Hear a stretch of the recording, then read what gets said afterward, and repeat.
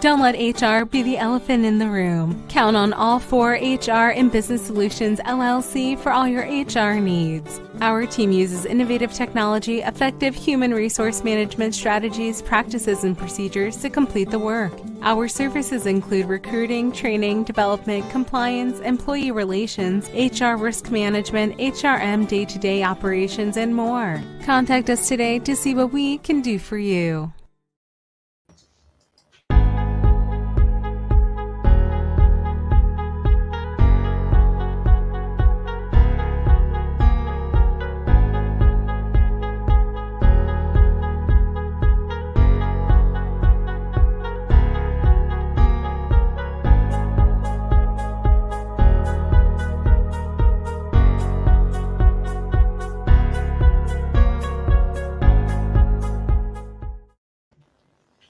Hello. Happy Talk About It Thursday. What's about it? What is going on? Hello, everybody. Happy Talk About It Thursday. I am April Halliburton here from All for HR and Business Solutions with our fabulous Ayana. I love her energy and her big, beautiful smile. That's all I ever see is that beautiful, beautiful smile. And when I see your smile, I can't help but smile back. Thank you for being on the show with us, Ayana. I love your energy.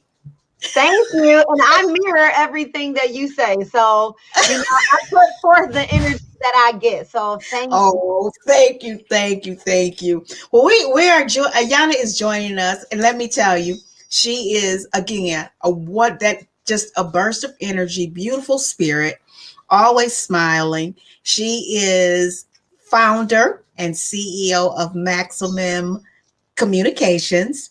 She is an advocate for diversity, equity, and inclusion. And she's also an advocate for older adults. She is a mom, a wife, and a proud Wolverine. Go Blue. So I thank you for joining us today, Ayana. How are you? I'm doing great. And thank you so much for your invitation. I hope you're going to tell people how we know each other or how we finally met each other. But yes, I'm feeling good, and I'm so excited to be here today and talk to you. You know what? It was funny how we met. Again, with the pandemic thing, you see faces all over social media and all over. But me and you were following each other on LinkedIn. It seemed like forever. We was always commenting. And then one day at a morning spark, we just looked up and was like, Yep. That's what it was. It was the Southern Wayne County Regional Chamber morning spark on a Friday. And we saw each other and I said, I know that face. Yeah, I know. Oh, yeah. I know her from LinkedIn. It was cool. And when we met, we talked like we had known each other forever. Yep. So that was the greatest part about it. We laughed and smiled, and it was so great. Like I said, you see people all over on social media, everywhere. And then when we went at the spark, I looked and said, and I think we both at the same time was like, oh, yep. I know you. Yep. So it was wonderful to finally meet you. Likewise. So tell us a little bit about how you started your entrepreneurial journey. Because, again, when your smile is infectious and everybody loves you, Ayana. Oh, thank you. I'm sure. Now, let me tell you, I'm sure everybody don't love me. But if they don't love me, it's because I digress. I think everybody, Ayana, I do. Because like I said, you have a beautiful spirit. So tell us how you started your entrepreneurial journey. I received that. Thank you. Honestly, I started let me say this first. I never set out to be an entrepreneur ever. I wasn't a person that grew up. I come from a working class family. My dad is union all the way. Mm-hmm. So I just, I've always been employed and had jobs mostly that I enjoyed. Mm-hmm. And so it was never something that happened that I was growing up thinking about, becoming an entrepreneur, starting a business. Never. I used to want to be a journalist, a traveling journalist. Okay.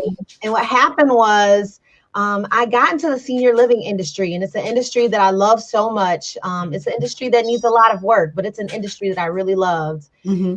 And I was in a corporate communications role, and I went from really loving my job and loving everything about it, to really being just like not happy at all.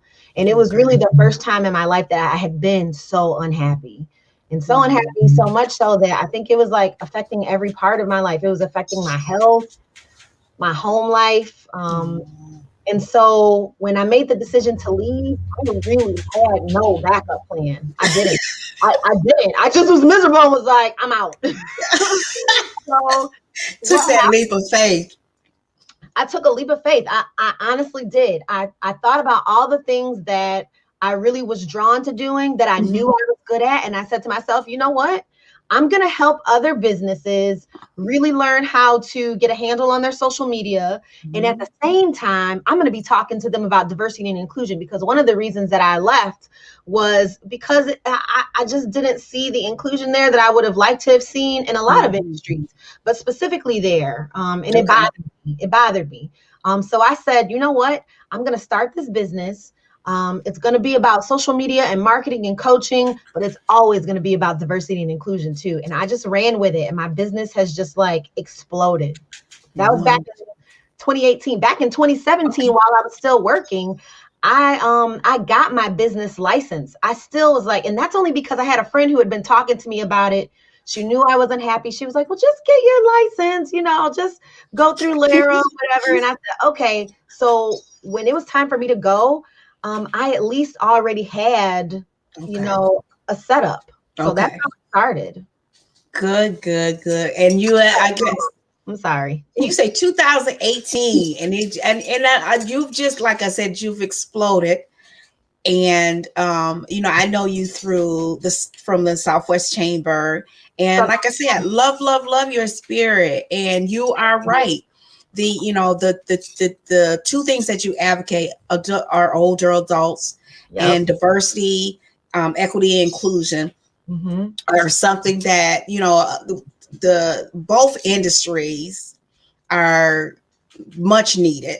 They need a lot of help, and so when it comes to small business owners, it's one thing we've been talking about is diversity, equity, and inclusion. But just around the pandemic, just the fact that a lot of business owners kind of have an eye or an idea of the kind of person they want to hire for a specific job, right? And we've been saying this throughout the pandemic. You're going to have to open up your minds. You're going to have to look in other industries, look in other areas. I'm not knocking any specific, no millennials. I'm not knocking anyone.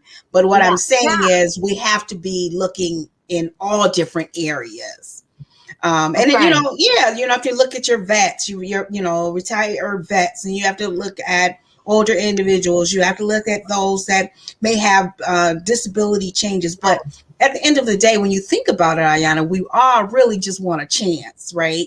Yes. Those of us that really, really want, we want a chance. We need somebody to give us that chance. Yes. The other thing I'll say about that is, when you have that kind of representation, not just racial and ethnic and even gender, what I like to call the big three. When people talk about diversity, they're usually talking about race, ethnicity, and gender.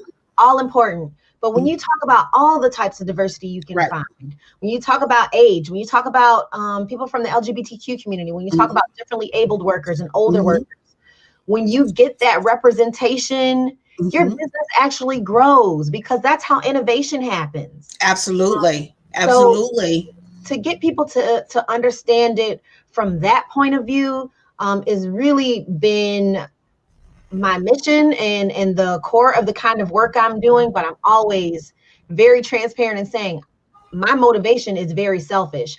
I'm raising 2 biracial Black children in this world. And so understanding diversity and inclusion, encouraging it, wanting it is not just good for business. Obviously, it's good for business. Studies show us that. But it's also good for humankind, and that's what I want. Exactly. It goes across so many levels. It goes through so many spectrums. And like I said, it's just, not, I have, African American son. It's not just about the color of your skin. It's about religion. It's about, all of us, and taking that perspective that the workforce and just the community and just everything is much more rich when you are taking everybody into accountability. You're accepting everyone for who they are, and not judging.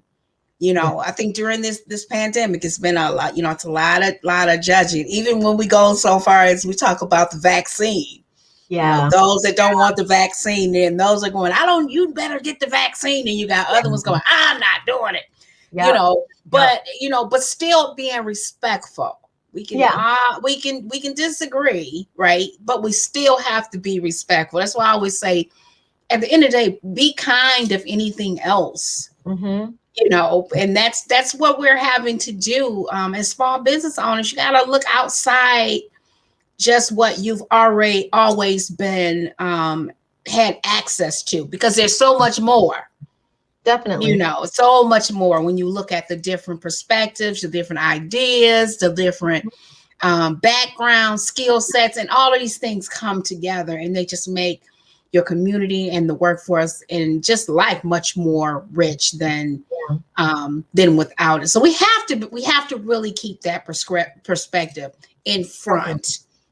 And again, that's how you get innovation. Yes. When I look at certain industries, and I'm just going to take the senior living industry, for example, when I look at the marketing, when I look at the words they use, the images they show, you can pick a senior community here in Michigan, and you can pick one on the West Coast, and it's almost the same because there's no innovation there. There's not a lot of diversity to begin with at the leadership level in the marketing. And I was part of a marketing team, so I know this. Okay. So you get the same words, you get the same images, you get the same vibe. You don't get innovation because you don't have anybody thinking outside the box. Right. But when you have a ton of representation, there is no box. Exactly. I like when you say that. There is no box. I love that. There is no box. It's everybody coming to the table, and bringing their own interesting perspectives, all to the same pool, and then using that to grow, your business or your community or your church or your block, whatever it is. But just the fact that you are, being respectful, respectful is just so huge with me, because I get so tired of seeing people just having a limited view, a very narrow scope, a very narrow view, and it's just this way and not thinking about others, So that's the thing I love about, like I said, diversity, equity, inclusion. We talk about that all the time. But when I talk about it, I also think about it with regard to small business owners, because, that's my niche is small business owners. And how can we, as small business owners, how can we, take those different roles, those different journeys to grow our businesses? And, what kind of steps can we take to do that, and open up those doors to everybody instead, so how can small businesses do it is the question that I have.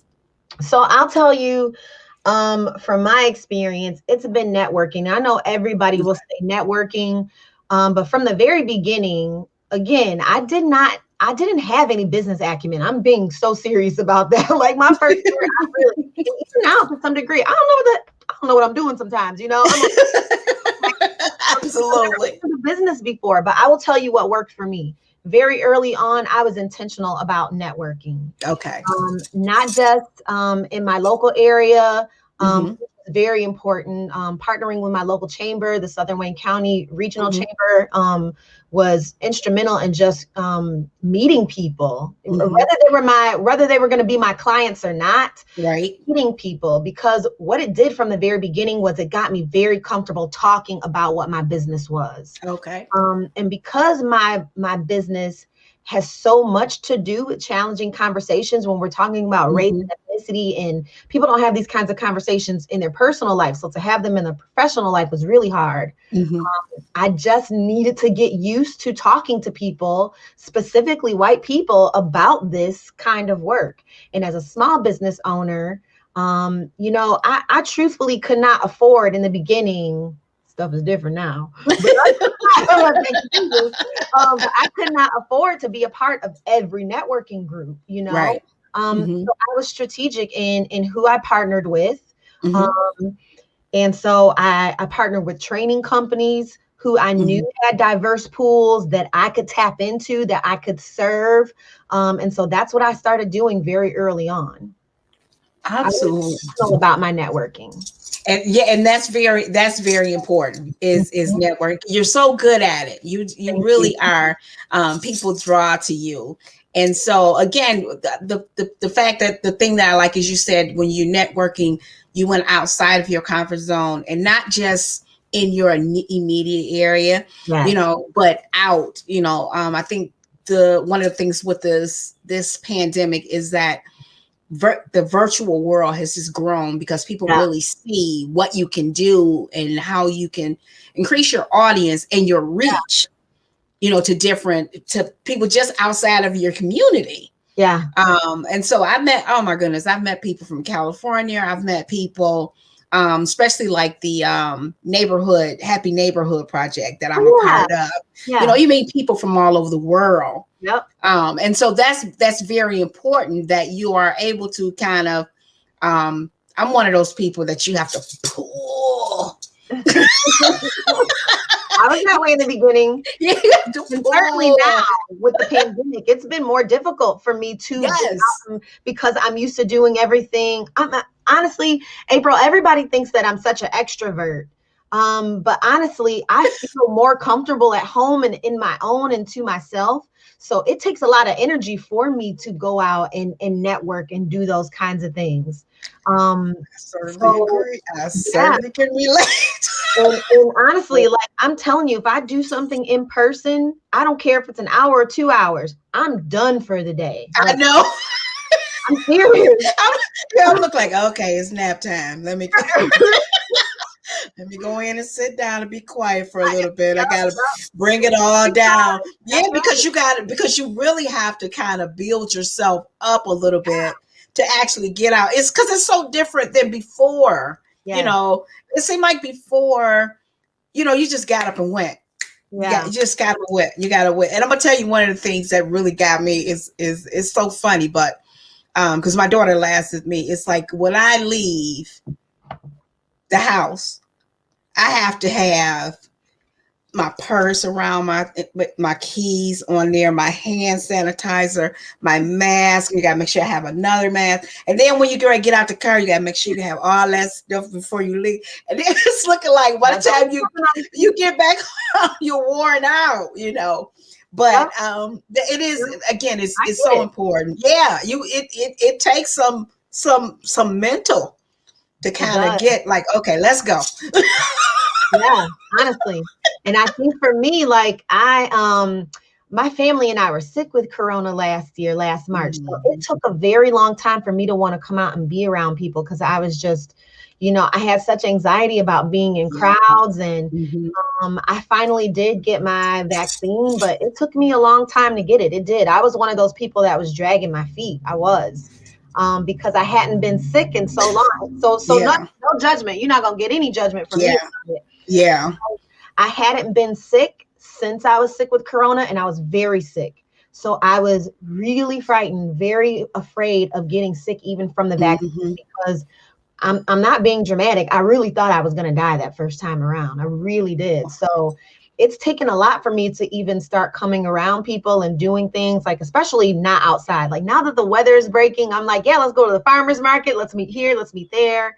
But when it was colder and people were getting together indoors, even safely, I was like, you ain't gonna see me. Right. And I remember like earlier in the year, like in like January, February, people was like, oh yeah, we're having an on-site job fair, and we want you. Yeah, no, we can't do on-site. Yeah, I'm not ready for the on-site that yet. was Let's me. That do was the job. me. Yeah, that was me. Because I think I had it in the beginning before they were even had a name on it, and it kept me down for a couple months. Yep. And so, I was like you. I dragged my feet a little bit about this shot. I went and got the first one. Then I got the second. Now the second one, I got sick, and I'm still thinking to myself, "Oh boy!" Every time I start feeling a little funny, I go, Yeah. "What is that?" Yeah. That's not the shot, is it?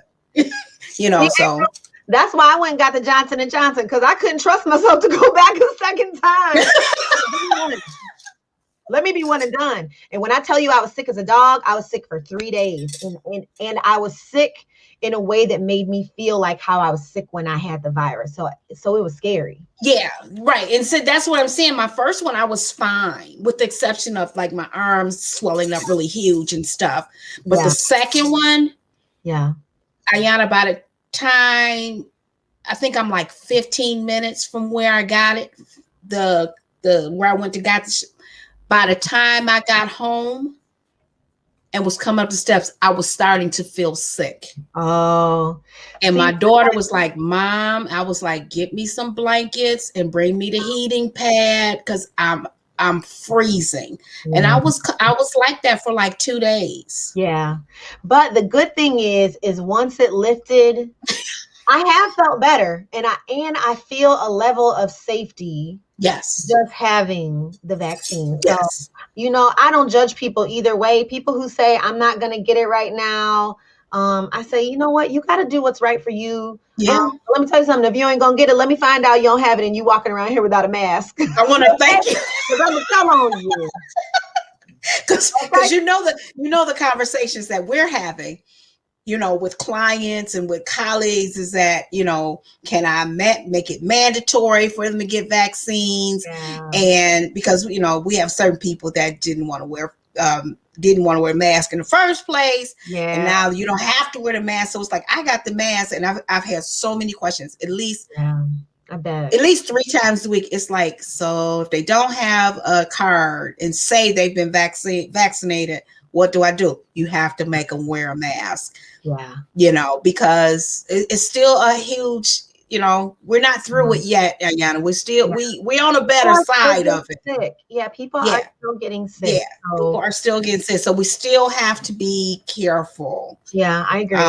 Yeah. So, yep. So responsible. And it's about being a good neighbor. Yes. So I like that. From a professional standpoint, we have to do what's right for our colleagues and our clients too. So yes. Yeah, you have to be able to keep your employees safe and yourself, because if you get sick, you take it home to your family. My son has asthma, so we definitely don't want to bring it back to him, because he already has an underlying condition. And so those are things that we have to keep in the forefronts of our mind when we're out. Yeah. You never know. And you don't want to, you really have to, we still have to be very careful, because we want everybody, to be okay. Yeah. Everybody to be well. We really do. Yeah. So I like that you said networking is great. The best way with our small business owners, for them, to network. I think as small business owners, we're wearing so many hats. Yeah. We're doing so many so many things. And as you said, you have to be intentional about networking outside, because you never know where you want to get that next great partner, that next great employee, that next great employer. Yeah. You never know where that's going to come from. Right. So that's that. I like that you said I was intentional about networking, and that's a great way for us as small business owners. We got to network. Yeah, we do. Yeah, no matter how. It's not all about being on social media either. I think that's very important, but this is somebody that did for a very long time social media coaching. In my professional life, before I was an entrepreneur, I ran more than 50 pages at one time. Yes. It's not good for your mental health. Let me tell you something right now. I'm serious. So Oh my goodness. social media is really important, and that's an important part of networking, but there's got to be some other things that you do also. So actual networking groups. Are you connecting with people in media? Are you networking with those kinds of folks? Are they in your tribe, in your circle, in your hemisphere for you to reach out to? All of that was really important to me from the very beginning. And I'm gonna say this. I'm gonna even say it like this, because like when I say I'm one of the people you have to pull to go network or push to go network, that's me. Okay, I like my comfort zone. I like but I don't know. I think for small business owners, Ayana, I don't think small business owners have a lot of time for social media. I just really don't think they do. Let me tell you this though. But if you don't, you should. Yes. Yeah. I had to. And really, it's not that you don't have a lot of time. You don't need a lot of time if you plan well. So a lot of people would think for a long time, people would think that I was on social media all the time because of how my posts were coming up. But I would tell them, you know what? A lot of times I'm scheduling posts and it's just running. You know, a lot of times I'm looking at what's trending. First thing, you know, in the week I'm seeing, and then I'm picking up on some of that stuff and I'm peppering it throughout the week. Oftentimes I'm not just posting all day. I'll tell you that the majority of my time that I spend on social media is not on posting. It's on honestly trying to network and looking for people who might be good clients and partners with me. Okay. So even with my intention, even with the way that I use social media, I'm super intentional about the way I do that too. Because you mess around, you'll be on TikTok for 5 hours when you went on, you know, to look at a LinkedIn post. Talking about myself, you know. It takes a lot of discipline. Yes, it does. Yes, it does. I used to, and I'm starting to do it more now until I get me somebody to do it, because social media is a job. I don't care what anybody says, it's a job. I'm glad. I mean, really, if you are really wanting to get your company out there, social media is a job. And it's not for the faint at heart. Nope. It really isn't, because it's not easy. I was watching one of my coaches, and one day she just said, you know, I got to tell you this. She was like, I don't have time for all the social media. She was like, I get it. And I was thinking to myself, she's on social media all the time. You probably think she is. Yes. She was like, no. She's like, and when she said that, I was like, okay, so I'm not the only one. Yeah. Listen, if you're a person and it's taking you, you know, 10 to 15 minutes every time you got to post something, you don't have time. Yeah. You don't have time. Yeah. Right. So then that's the best time to just either get someone to do it for you, or get one of the, like I use Zoho now. Yeah, I use Zoho now, and just schedule them. Because otherwise, like you said, you'll be on social media for 6 to 7 hours. Yeah. I mean, you will. And you'll spend a whole day. Yes. And the danger of it is, I know we're not talking about social media, but I'm glad you brought it up. The danger of it is, especially for small business people, who already struggle with being disciplined in how they do things. The danger in social media is they can really spend a whole lot of time and trick themselves into thinking that they're doing marketing or doing something that's building their business, and it's not. Yes. When I do coaching, I'll say, how much time are you spending? Oh, I'm on here all day. I'm always posting. I go and look and I say, have you looked at your analytics? You're on here and you're wasting your time when you could have been making money with a client. Right. No, exactly. You have to know on social media where your clients are and where the voyeurs are. You know, I don't spend a lot of time on Facebook because most of my clients come from LinkedIn. I'm super intentional about the way I use social media.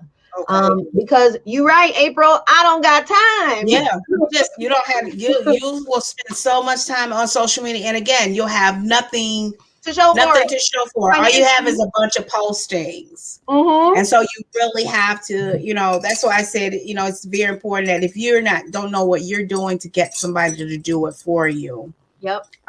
But yeah, it's not for the faint of heart. That's It really is a job. I'm Yes. telling you. I ran several pages. I managed several pages in I don't my know how you did whole it. life. It was hard. It was not good for my mental health at all, because it's not like you're just posting. You're also monitoring. You're looking at comments. You're looking at notifications, and it's nonstop. And it's just not healthy. It's not. Yeah. Wow. I've learned something new today. That's for doggone sure. I've definitely learned something new because I've learned something new. Because like I said, social media, I'll plan mines on weekends most time. I'll take a day. Okay. And then look ahead, look at what's planned out for the month, and Yeah. then go from that way. And even when I do that, it's just there are certain things that are always going, but it's not for the faint of heart. No. And it's not. But so getting back to the diversity, equity, inclusion with the small businesses. Yes. The networking is very important. And again, networking outside of your circle, coming out of that comfort zone Yep. is very important. And again, I think the thing with the virtual thing is that there's so many, you're reaching so much farther now. Yeah. A lot of opportunity. Yes, to partner with others and just reach out and help others. Oh yeah. Yep. That's just the core of it. I think that's how a business really grows, is not just by telling everybody how great you are, it's by demonstrating that you can provide value and that you can help someone when they're having a challenge. So exactly. And a lot of times you find that on social media and you build those, like my accountability partner, Arian Hargrove, the Sisters Queen. Yep, the Sisters Queen. I met her through the Happy Neighborhood Project. And I've met so many people through the Happy Neighborhood Project, just literally all over the country. Yeah. People that just drop an email and say, "Hey, April, how's it going? I haven't seen your smile. I haven't talked to you. How's it going?" Just built those relationships. Look, and like you, I consider myself an introvert, right? But you listen to Mike Grewley he always okay, introvert. I'm an introvert. I keep telling you that. I'm an introvert. He's like, "You're an introvert, extrovert." I'm like, no, I'm an introvert. Well, most people are ambiverts. So they are both introvert and extrovert. I just think if I had to look at either or, I would definitely be more on the introverted side. Exactly. So I think that people think because you can be social and you can be bubbly and you can be exciting, they always think that this person must be an extrovert. For me, I just think I pick up on a lot of, especially I don't travel in circles where it's not good energy anyway. Exactly. So if I go somewhere, I am more energized and more social because that's the environment that I'm in. Right. So right. So you're meeting the energy that is coming out to you, and that makes a huge, huge difference. An example is, like I said, when we met in person, it was like, "Hey." Right, we had known each other forever. So it makes a huge, huge difference. When you have that good energy going, and that makes a huge difference happening. I think so I thank you for being on the show. I want you, before we go though, I want you to share a thought with our audience. So a thought around DEI? Yes, please. Okay. So I think about DEI all the time. And I mean, in the way that I think about it, in the way that I wonder if at some point this work will still be as popular as it is now, or if organizations will really get it together. Will this be something that they just pick up, not as an initiative, but as an ongoing part of just who they are as organizations? I wonder about that a lot. And so I'm wondering about that. One thing that I want to leave with your audience is why I really think that a lot of initiatives fail.